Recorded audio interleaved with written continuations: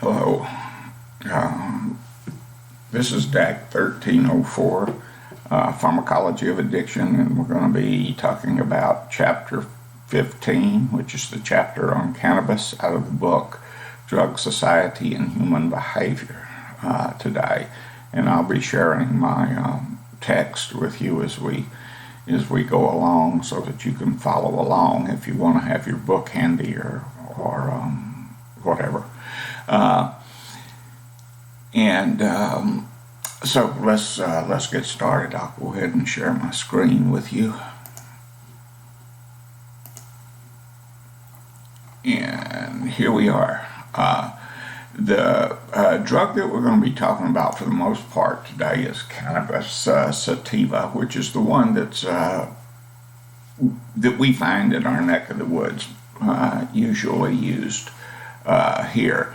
And when you start talking about marijuana and marijuana products, you run into a whole bunch of different terminologies, and some of these terminologies refer to the same things, and then there are products like the so-called synthetics marijuana and synthetic marijuana is not marijuana, it's not even synthesized from marijuana, but we'll talk about that a little bit later. Some of the myths and mythologies around the drug, it's been around a long time, and it is a useful drug for some conditions, for many conditions really. And like with a lot of our medications, there are extracts from marijuana that can be used as pharmacological interventions for people with certain illnesses. So it's a good plant to have around. It also is a good plant to get fuel from, to get fiber from, to make clothing, rope, fabrics, that kind of thing. It's used in making pet foods. There's all kinds of uses for marijuana.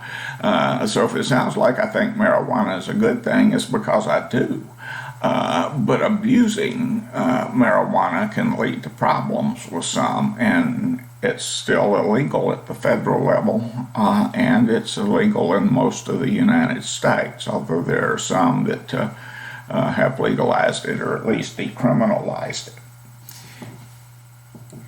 And that, by the way, is coming to Texas. I'd imagine within the next few years we'll see a push to legalize marijuana, and I think probably it'll be successful, but we'll see.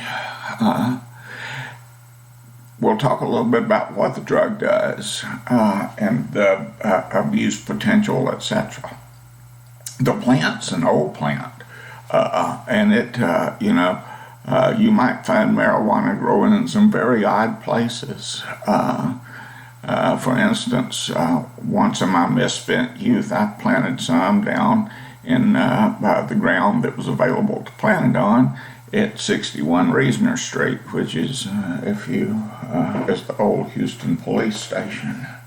And along the bayou and places like that, just being a Johnny Weed seed. And that was, I don't know whatever happened to it. But when I first moved to Seabrook, I moved into a duplex, and I lived in one. I moved into one, the other was vacant. I looked through the fence, and there, to the vacant back patio of the duplex, and there growing on the other patio was a bunch of marijuana. It didn't last long, to tell you the truth. Someone planted it and left it, which I thought was awful Christian of them. But cannabis, the plant, is a hardy plant. It grows all over the place. When we were talking about the drug laws, I think I mentioned that, there really are the black helicopters that fly around here, except they're not black, they're olive green, dark olive, and they look black. And so does my wife's truck, but it's actually green. They fly around in the sky looking around for meth labs and marijuana fields. They could be spotted from the air. Then I guess they just land and bust people or send folks out. But anyway, the cannabis, the plant, if you think about it, when man first encountered this plant, the technology that we had to use it was eat it. You do get THC out of it, and you do get a high out of it if you eat it, but it's kind of elusive. It's better if you take the plant and dry it and throw it in the fire and then inhale it. Inhale the smoke rising from the fire. Now, if you're doing it that way, you're not getting pure marijuana. You're getting whatever else you were burning in the fire. And probably some carbon particulates that are flying around in the air too, and embers and what have you, that'll get in your lungs. And the wind may change, so you have to follow the smoke around. Perhaps a prehistoric bush art one time discovered that you could sit on a stump and take a hollow reed and stick it over inside the smoke and inhale it and not have to get up and follow the smoke around to keep your face in it. And later on, someone decided, well, why even have that kind of fire? Just stick the weed into this reed and set it on fire and smoke it. And there are some benefits and drawbacks to that. But again, the content of the THC is natural plant evolution content that you'd find in the wild. When people started cultivating it, they started looking for strains of marijuana and higher THC contents, better product, etc. And it's become a very sophisticated process in the modern era. So cannabis, the plant's been around a long time, and my father grew cannabis back during the war years, before he went into the army, and that was a product that he was raising to sell to the military to make rope with. Preparations from cannabis are those that have a high, are the preparations that we want from cannabis, that users want, is the preparations that have a high delta-9 tetrahydrocannabinol content. And delta-9 THC is the active psychoactive agent in marijuana.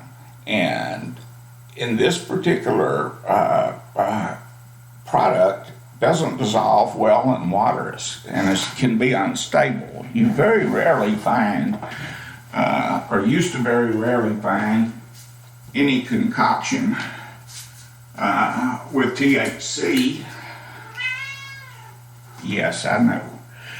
Any concoction with THC isolated or pure, because for this reason. But modern technology has made it possible for us to get things like shatter or butter or honey oil, whatever you want to call it. And we also have had marijuana that has been produced without seeds, which is kind of a odd deal. But plants that don't have seeds.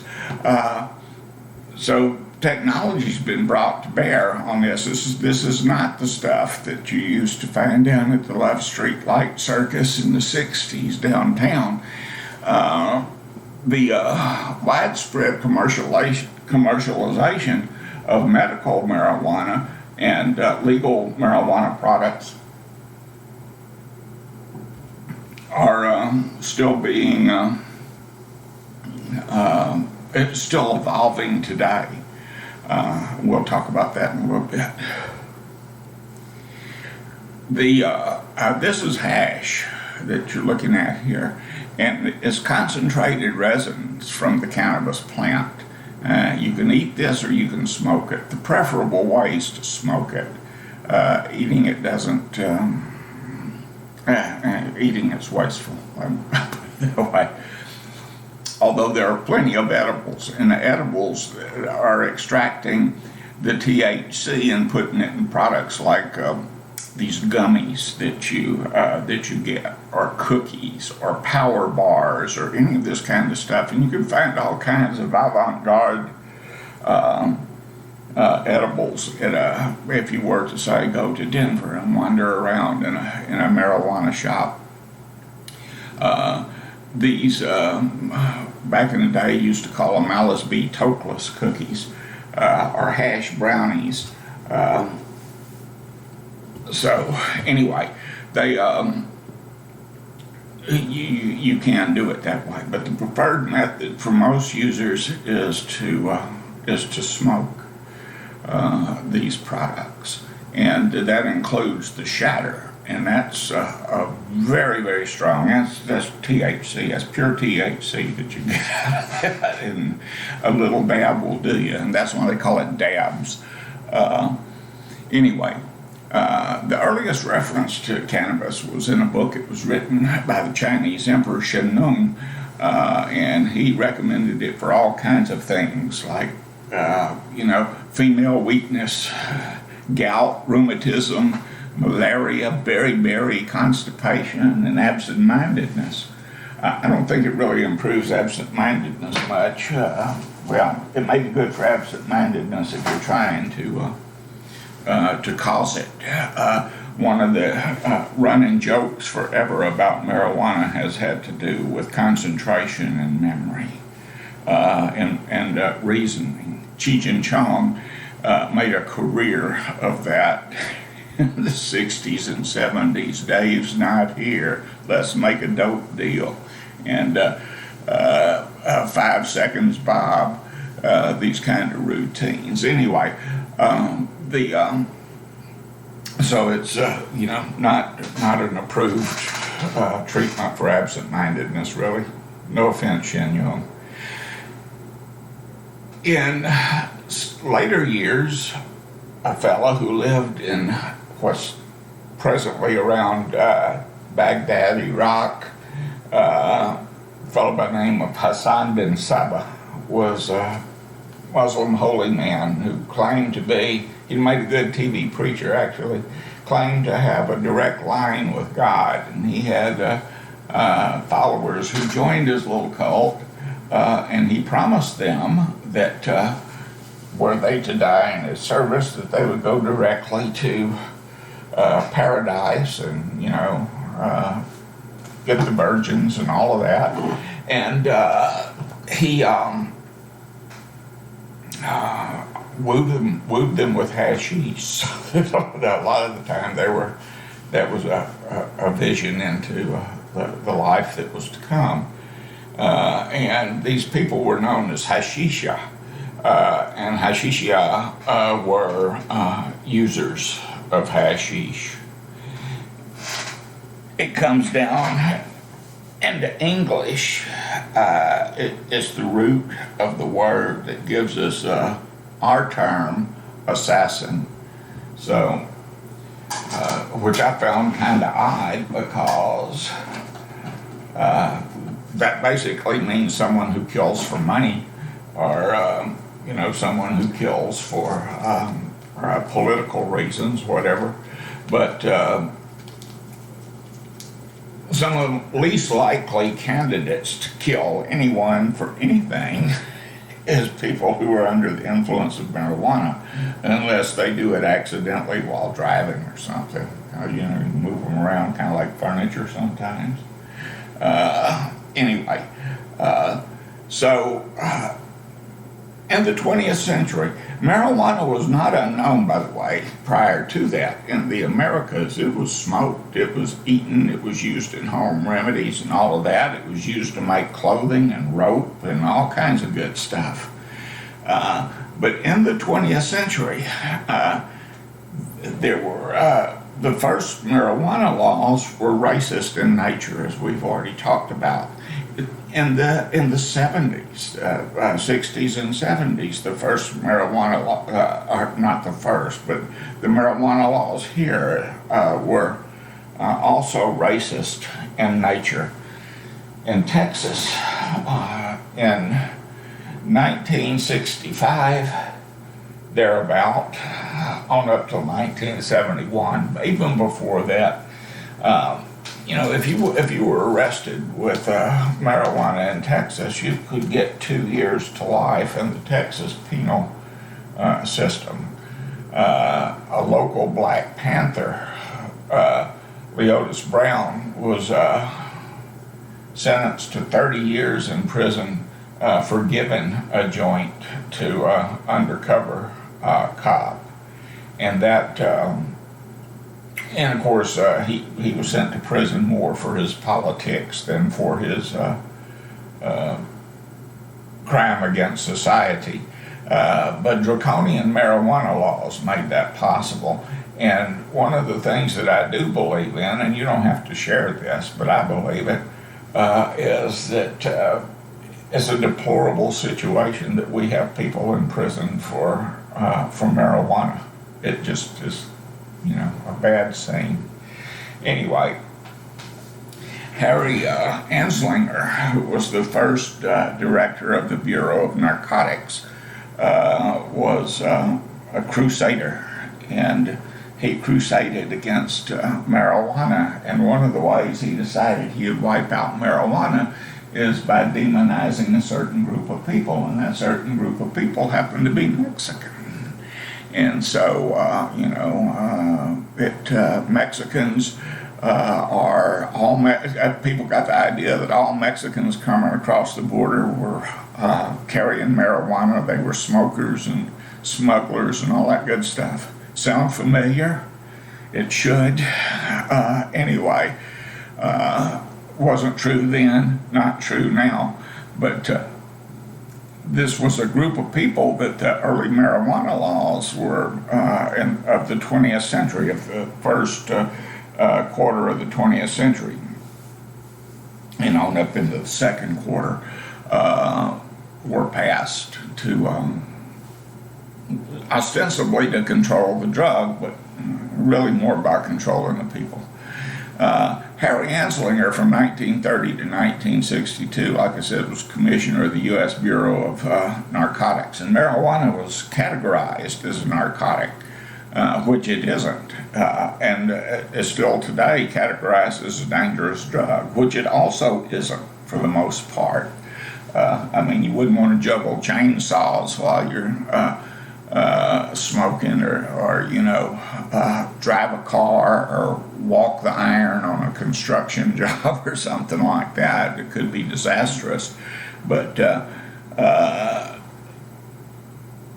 is it worse than alcohol? Probably not. Does it cause the damage that cigarettes do? Absolutely not. So it's, but it's something that people feel strongly about. Very few people have kind of a It's been associated with the Mexicans, which Harry Anslinger did. It's been associated with black people. This smoking of weed was considered to be right up there with snorting cocaine among black men, particularly during the Jazz Age, that a lot of these laws use that mythology. A lot of people passing these laws use that mythology to get the laws passed. Anyway, Anslinger was a key player in getting Marijuana Assassin of Youth produced, and that is the film that came from Anslinger's article by the same name. He claimed that marijuana caused a troubled teenage girl to commit suicide. It caused others to become slaves to the drug. It led to prostitution, axe murders by teenagers who, killed their entire family while under the influence, etc. And all of that was basically BS, but it was sensational BS, and people believed it and made a link between marijuana and crime, particularly violent crime.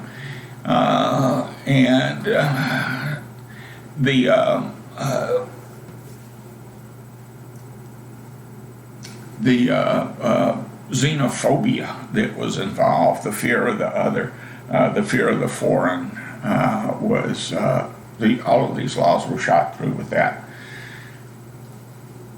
The Marijuana Tax Act of 1937 was a foregone conclusion. There were few witnesses who testified other than law enforcement officials. The birdseed industry had the act modified so they could still use sterilized cannabis to feed your parakeet.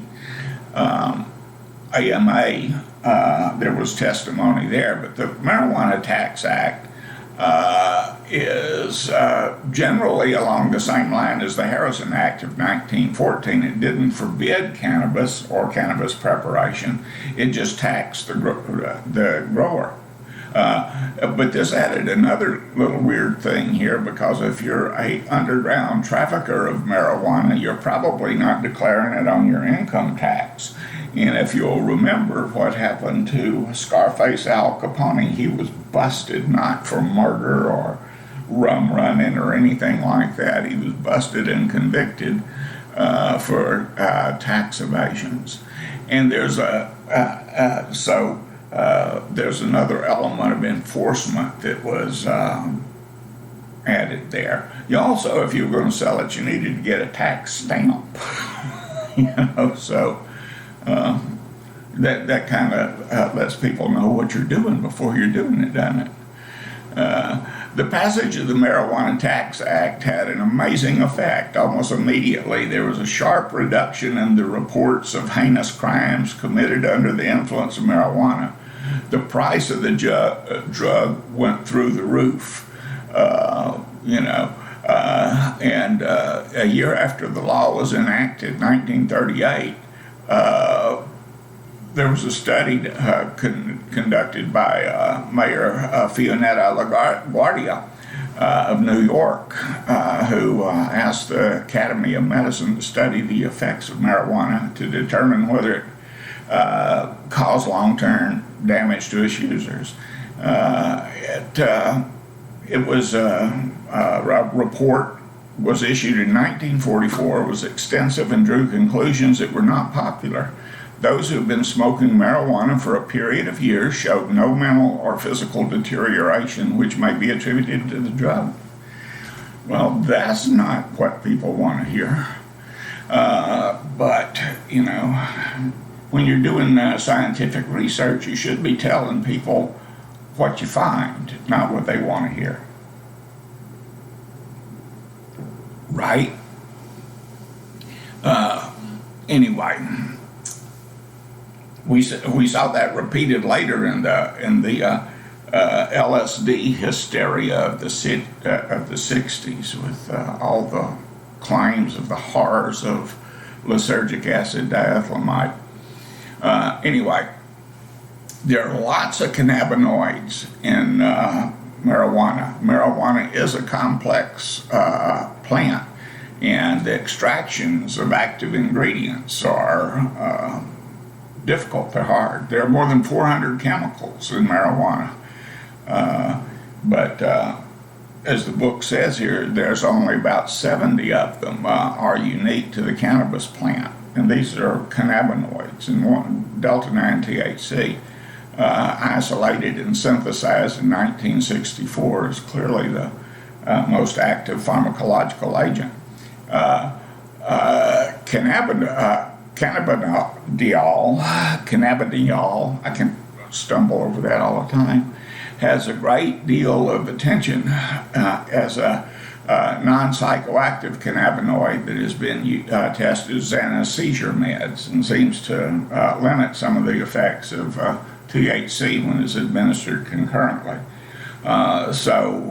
This is the CBD oils are a popular product right now. In medical marijuana, the CBD oils, ostensibly that are sold in Texas anyway, are to have to be as THC free as possible, to have as low a level of THC is permissible. I don't know what the percent of THC is in the CBD oils right now, but it's low. The idea is that there is none, but I don't know if you can get these agents out, extract it, and all of that to a purity that eliminates. When smoked, if you light it, set it on fire, inhale it into your lungs, like most gases that are going to be absorbed, it absorbs rapidly because that's what your lungs are there to do, to get oxygen into the bloodstream, into the brain, and then to other parts of the body. And that's exactly what the bloodstream does, except now it's infused with THC. It's slowly and poorly absorbed, and less than 20% of it reaches the brain. The rest of it just kind of wanders around, deposits itself in fat cells and parts of your body that are prone to fat cells. It's taken up and stored in fatty tissue and released slowly. So you're still being affected by marijuana after you've smoked it, after you've gotten high and you've come down from that high. Your body's still releasing THC into the system. It's not releasing it into the system in a way that causes you to feel high or intoxicated or whatever, but it is detectable, which means that if you smoke a couple of joints and you go on your way and 2 weeks later the boss pops a urinalysis on you, you're likely to fail it because you'll have detectable levels of delta-9 THC in your system, and that will be evidenced in a urinalysis. If it's, if the test isn't inconclusive or wrong, which also happens. Anyway, the mechanism of action is marijuana, like all of the other psychoactive drugs, once it is in the system and goes into the brain, it blocks at specific receptor sites and causes things to happen. And if that happens, if that happens, then almost invariably the drug that's being introduced resembles a substance that's already in the body.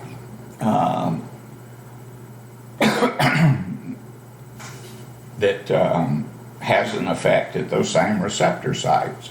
So your body does produce natural cannabinoids, and that's why there's a level cutoff. If you're taking a urinalysis, I don't know what it is right now, but most places usually is up around 90 nanograms. And if it was that or below, then it wasn't considered. It was considered something that could have been, natural.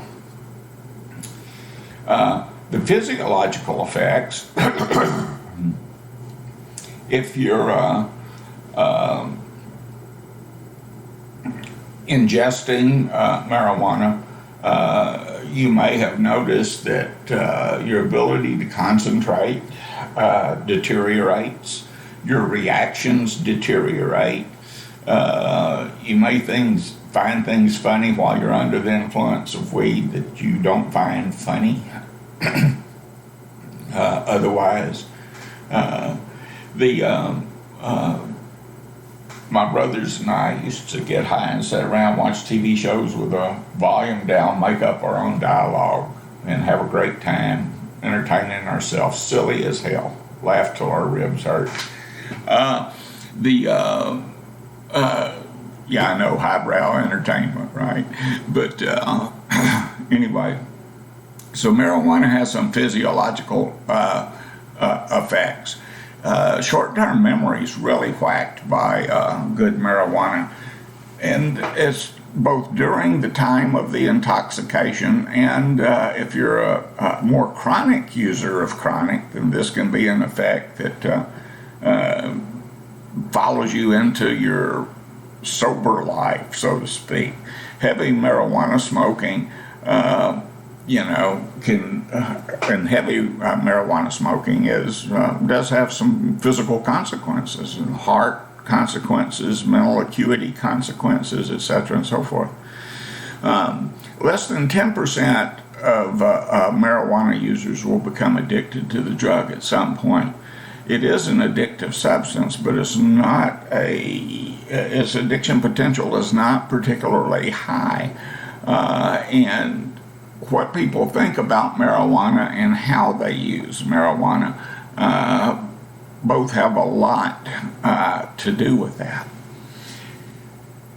Over time, alcohol and tobacco are the most damaging drugs that we have out there because of the magnitude of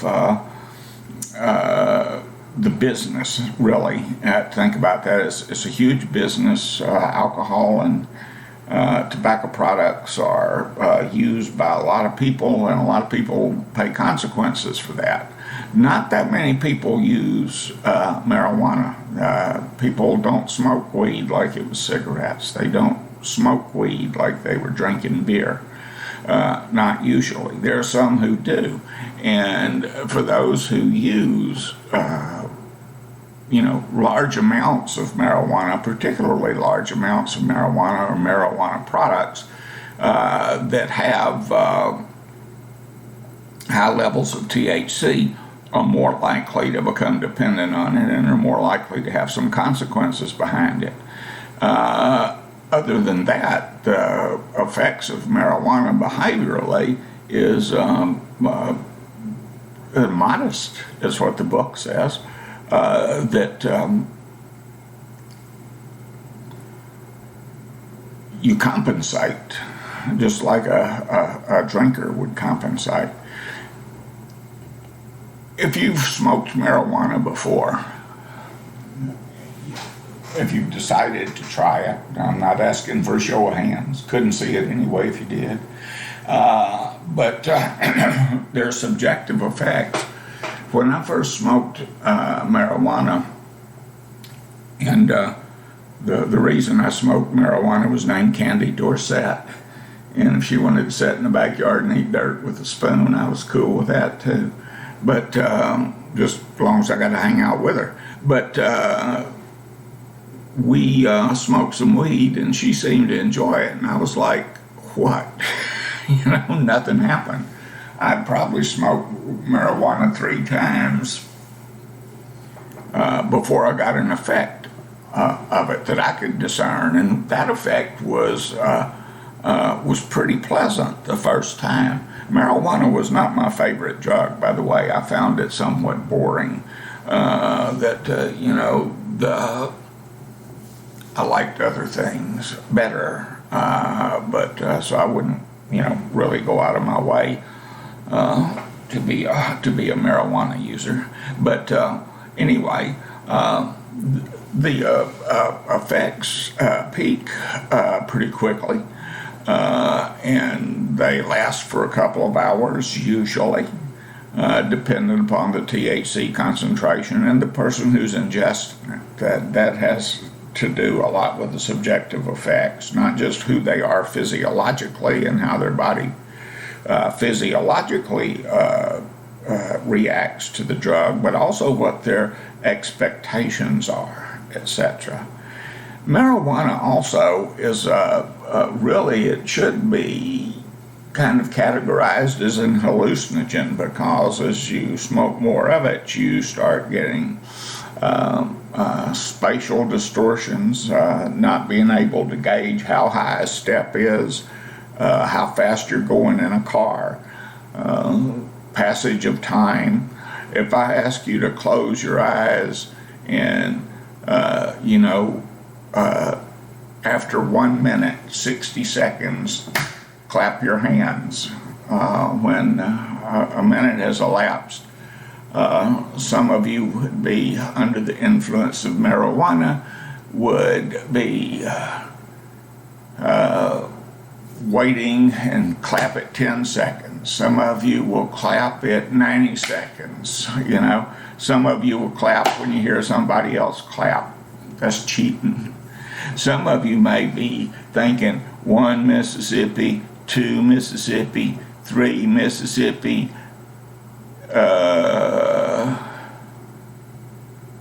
3 Mississippi, 4 Mississippi, 5 Mississippi, kind of thing. The old days when we had phones stuck to the wall, y'all remember that? We're on a table with a line plugged into the wall. And we had phone books. Those were really cool. You'd turn around and look up somebody's name, or the name of a company or something like that that you want to call. And then you turn back around and there were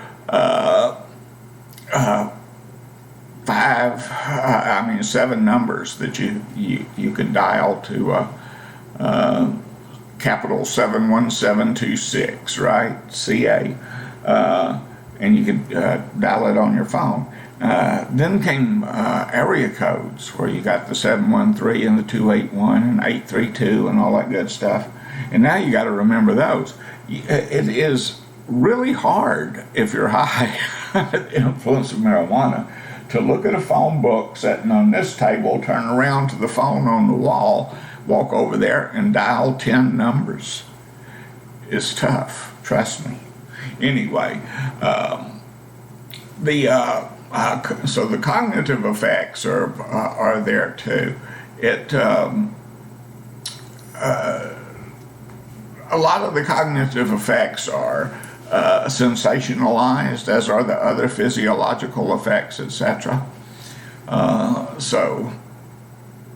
But you shouldn't work around machinery, you shouldn't drive, you shouldn't go scuba diving, you shouldn't skydive, you shouldn't bullfight. There's plenty of things you shouldn't do while you're under the influence of marijuana, because it does have a cognitive impairment during the time that you're under the influence. And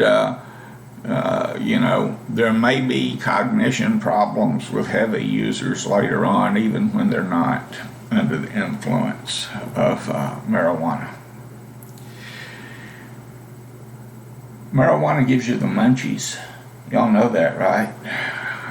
You should never go to the grocery store high, because you could be impulsive buying everything that you're never going to eat. It will sit on your shelf at home forever and a day. And this is makes it a good drug to be used with cancer patients, for instance. Someone who's doing chemotherapy. Chemotherapy can make you really sick, and it's kind of a Hail Mary to knock out the cancer, which sometimes it does and sometimes it doesn't. The radiation treatments too, and people get sick. They have trouble. They have no appetite. They can't rest. They've got high anxiety levels. They've got side effects from the chemotherapy and all of that good stuff. Well, people have discovered that smoking marijuana stimulates the appetite, and it's also an antiemetic. Smoking marijuana is a treatment for nausea. There's lots of things that this drug's good for, but the appetite for, particularly cancer patients who have trouble maintaining their weight, is helpful, and as an antiemetic, and it also relieves anxiety. It also creates anxiety too if you use a lot of it, and so it's another one of those double-edged drugs like Valium. Another consistent behavioral effect of marijuana is verbal behavior, talking. Not necessarily making sense, not necessarily saying a bunch of important stuff, but talking nevertheless. Anyway, the medical uses, we've already talked about that. And there are marijuana products that you can take in pill form and things like that that you'd have to have a prescription for. Smoked marijuana has not been received FDA approval for any indications. But doctors sometimes, they'll be honest with you and say, if it makes you feel better, do it. And if, but I can't prescribe it. It's not a prescription that I can give you to go out there and get marijuana. In some states, I can write you a letter if I'm an MD and say that you have a condition for which marijuana might be effective and that you report having relief from this medication. And if you present that in Washington, California, Oregon, through there, then they probably will let that slide. But you have to remember that even if that's happening in a state, Colorado, Oregon, Washington, like that, doesn't mean it's happening at the federal level. You're still, if you're buying and using and selling marijuana, that's a federal crime. 29 states and Washington, D.C. have passed laws legalizing medical marijuana. And that's over half the states in the country. If you look down through this list here on page 346, you'll notice our state is not represented among these. Federal medical cannabis laws are still inconsistent with state laws, so you can do something that's legal in your state and it'll still be a violation of federal law. Can marijuana produce withdrawal symptoms? Yeah, but they're not severe, they're not dangerous, it's not life-threatening. It can be a little unpleasant though. Negative mood state, restlessness, depression and irritability, disrupted sleep, decreased food intake, and in some cases aggressive behavior. And these symptoms have been reported to begin one day after cannabinoid cessation and last from 4 to 12 days, depending on an individual's level of marijuana dependence. Now, a local doctor here in the Pasadena area, if he got someone who was a heavy marijuana smoker, he didn't move them right into the hospital. He waited about 2 weeks before he put them in because of the thinking at the time was that marijuana leaves the system, the THC leaves the system so slowly that the withdrawal from it, the problem period where people get antsy and want to use again would occur a couple of weeks down the road. Clinically, that's not necessarily true. Practically, it worked out okay. Anyway, acute toxicity, people just don't die from marijuana overdoses. They don't use that much of it. I've never heard of anyone dying from hashish or the edibles, although I suppose that with concentrated amounts of THC that could happen. And I know that other things happen, like people making honey oil, butane oil. The butane blows up and they get burned. So other than that, it's not an important public health issue. Chronic lung exposure is debatable. That marijuana smoking alone does not present a significant risk for developing lung disease, although, a lot of marijuana smokers hack and cough a lot. So they have phlegm and that kind of stuff coming up, but not necessarily a shortness of breath. And with asthmatics, there's been some evidence that marijuana is helpful with them.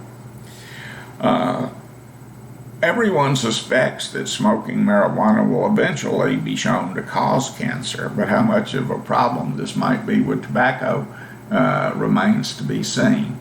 And you don't smoke weed like you smoke cigarettes. That's another thing that needs to be taken into consideration.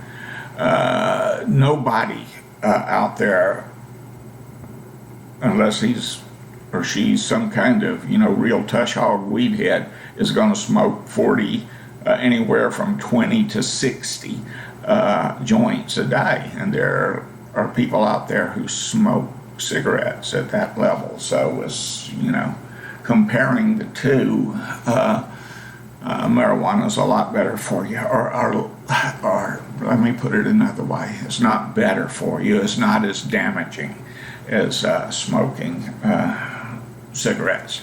Vaping, on the other hand, vaping is a problem. And sometimes people are vaping THC products, marijuana products, and you vaporize substances. You use liquids, you use oils, and now I know that there may be some in the class listening to this now who vape and are thinking, no, wait a minute, Bushart, that's just water vapor. No, I beg to differ. It's not water vapor.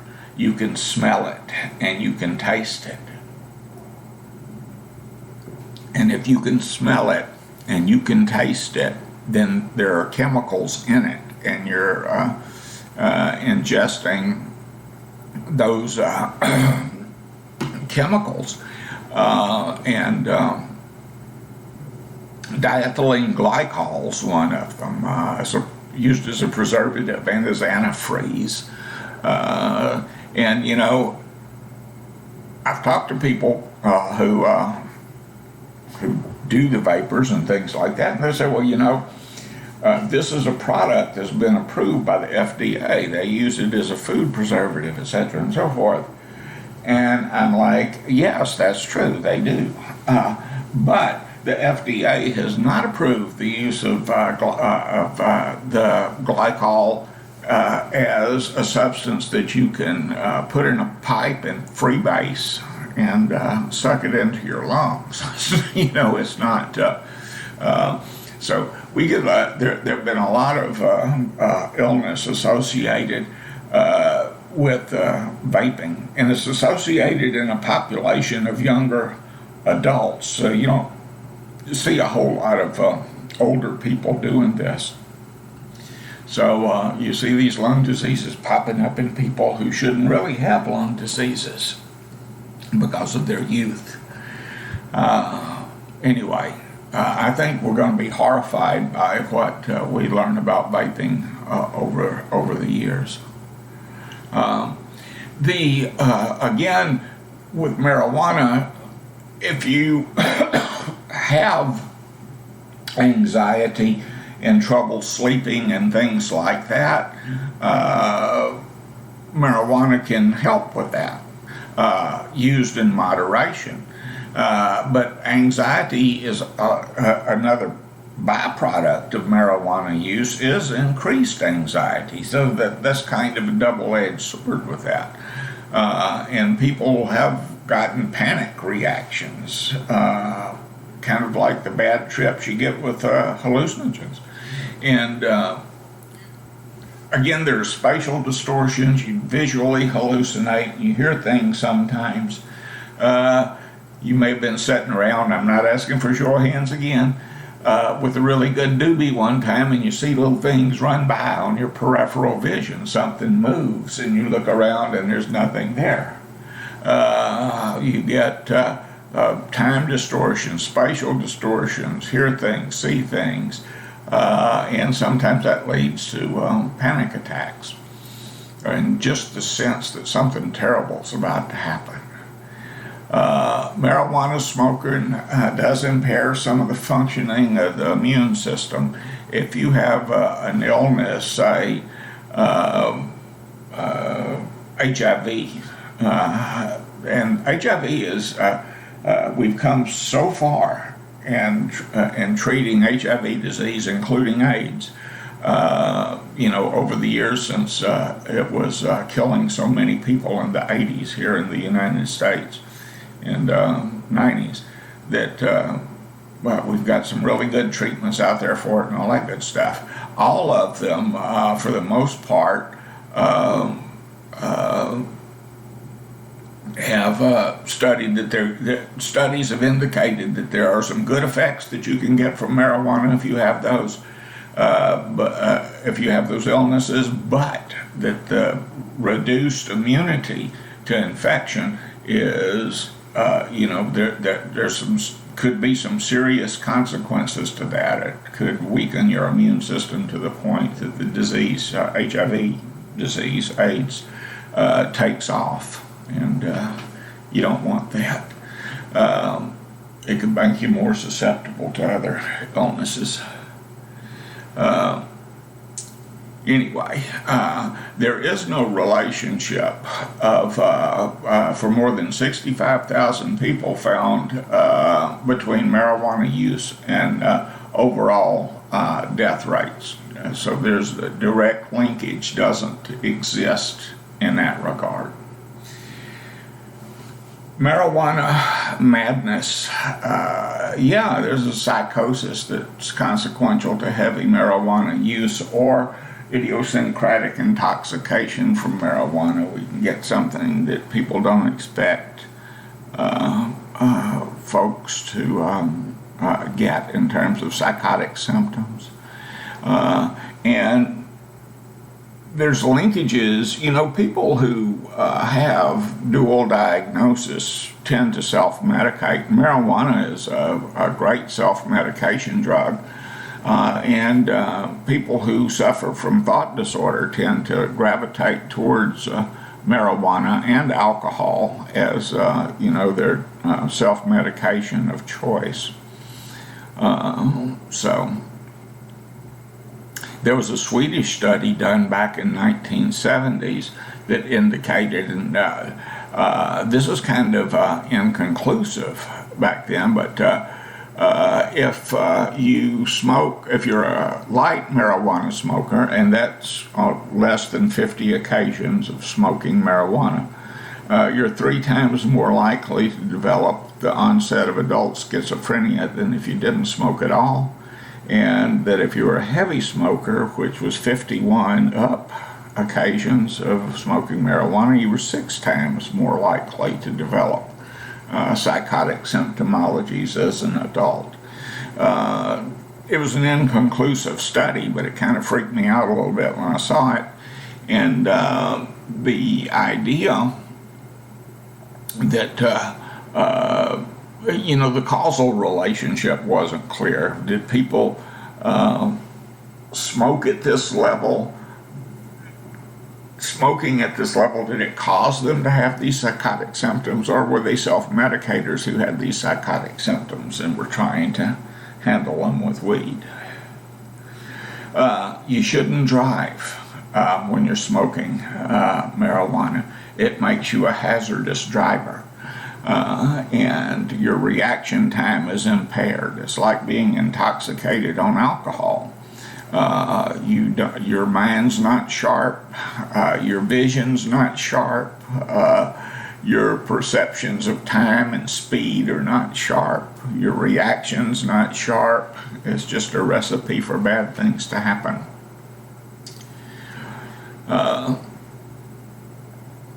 Talk a little bit about America and society and marijuana.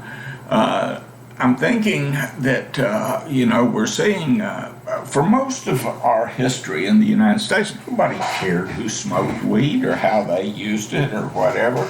And of course, once again, that weed was an inferior product. It wasn't something that was potentiated by synthesis or anything like that.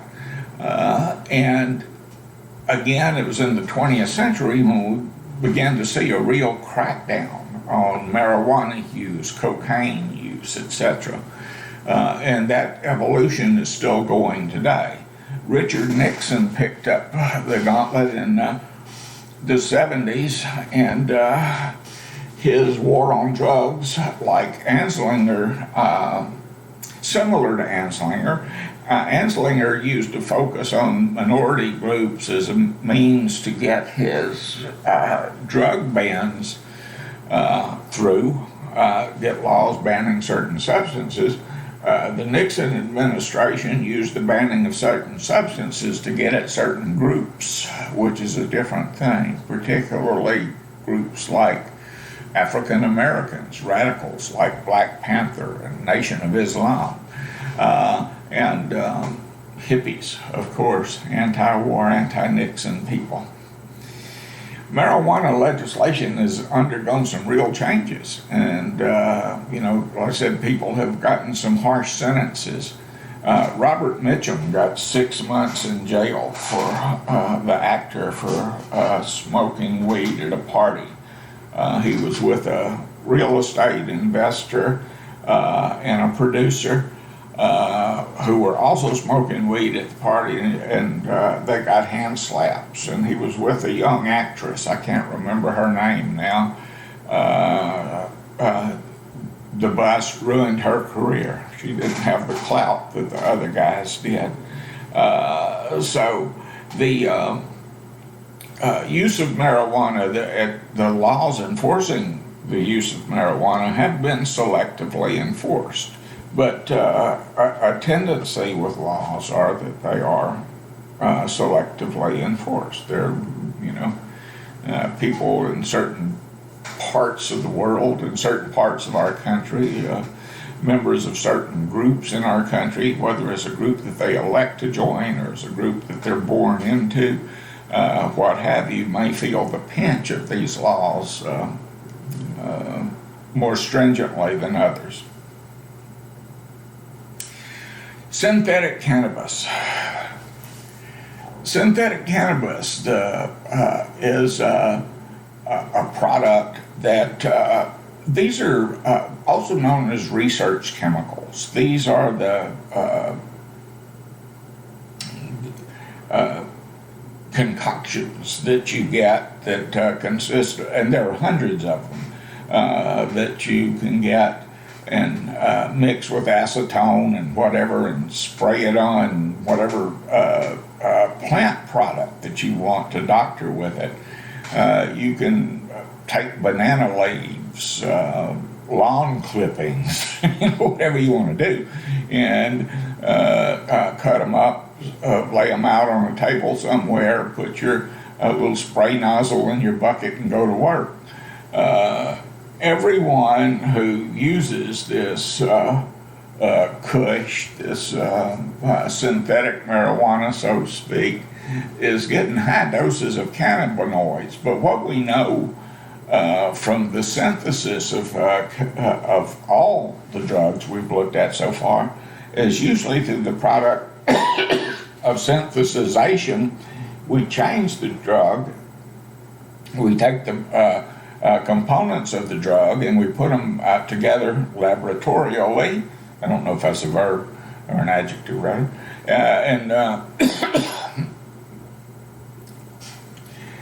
And we put them together in such a way that they're more potent. Fentanyl is a synthetic opioid, and if you take fentanyl, then it's much more dangerous to use than heroin is, for instance. If you take these research chemicals, the synthetics, and spray them on, some innocuous plant, and then set them on fire, you get an extremely high dose of these cannabinoids that activate the receptor site in a much more pronounced way than marijuana by itself would. People say, or have said, I've talked to people who said that, well, the reason I do it is because I work at a plant and they test, and if I want to smoke weed, but if you smoke weed, you can get popped because they'll do a urine test and the weed will be there, but they don't test for this stuff. There isn't a test. Actually, we can test for pretty much anything you put in you. It's just a matter of do we want to, or is it cost effective, or whatever. So it's not because science lacks the capacity to do that. It's just that sometimes they don't. And I mean, there are places now where they screen for synthetics too. Synthetics do some real nasty stuff to you sometime.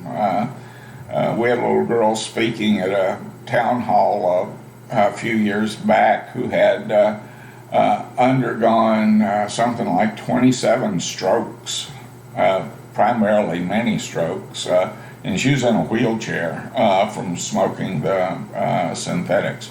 And these aren't horror stories or exaggeration. These things, do a number on you. They're not safe, and there's no regulation on them. And they may come in a nice, slick little package with like solid gold monkey or Kush or Mr. Natural or and look really slick and marketable. But every time you open one of these little packets and smoke the product that's inside, you're the test pilot, and it does some weird stuff to you. And you get some psychotic symptomologies from it very often. So there's real truth to that. Honey oil is another thing. You can take a turkey baster and some butane and a butane injector and a bag of weed and turn that into relatively pure THC. And I've included a link in your course room where you can see how that's done. It's not a safe process. People do, set themselves on fire doing this kind of thing. But you put the butane in the top and you shoot it in through the marijuana, which is a filter. The butane goes down to the marijuana, causes the leaves to break down, the resin to drip out, and you put a plastic sheet under the turkey baster, and you put it over a pot of boiling water, and the water will evaporate the butane out of the product that drips onto the wax paper, which cellophane or whatever it is you're using down there, that's floating on top of the boiling water. And the hot water, it doesn't necessarily have to be at a boil, just really hot, and it will evaporate the butane, what doesn't dry immediately. But anytime you have a flame in a can of butane, the potential for disaster exists, all the time. And these are dabs. It's honey oil. It comes out looking a little like honey. Actually, it comes out looking a lot like honey. And you can take the amount that's on a head of a pin to dab it in there and put it on a joint or a cigarette, and it will wind your watch for you. So it's very, very potent because it's almost pure THC. So those are the products that you have, and the debate will continue. I'm going to go back over here to my recording.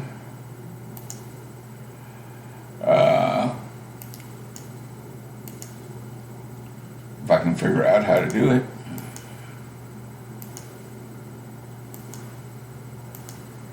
There I am. I lost me for a few. So the debate continues. Are we going to have legal marijuana in Texas? There is a marijuana industry out there.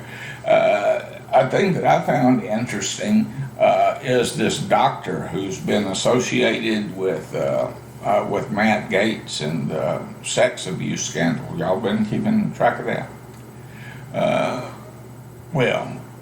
Short summary. This doctor, and his name starts with a P, and that's all. It's a challenging name to pronounce. But he is a physician who has been linked with Gates and the child sexual trafficking thing, whatever, sexual abuse thing of a minor. And I don't know exactly what it is they're saying that he's alleged to have done, but he is a marijuana entrepreneur. And I like that, because a marijuana entrepreneur was Dave's not here. Hey man, open the door, I got the stuff. This is Dave. Dave's not here, from inside, right? So I don't. That was a marijuana entrepreneur back in the day. But we have people like former Speaker of the House John Boehner, who's involved in the marijuana industry, and he is lobbying for the pot people.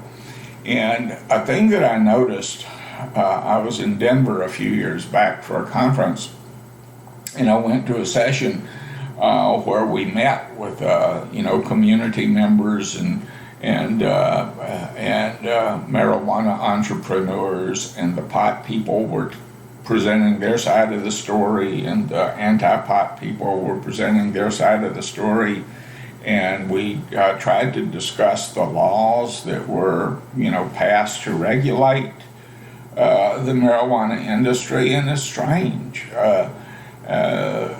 There are people still in jail because they sold weed on a street corner to some policeman who put them in jail for 10 years. And then, when they get out, they're going to find that, 2 years after they went to jail, a marijuana shop went up on that same corner where people can walk in legally and buy it.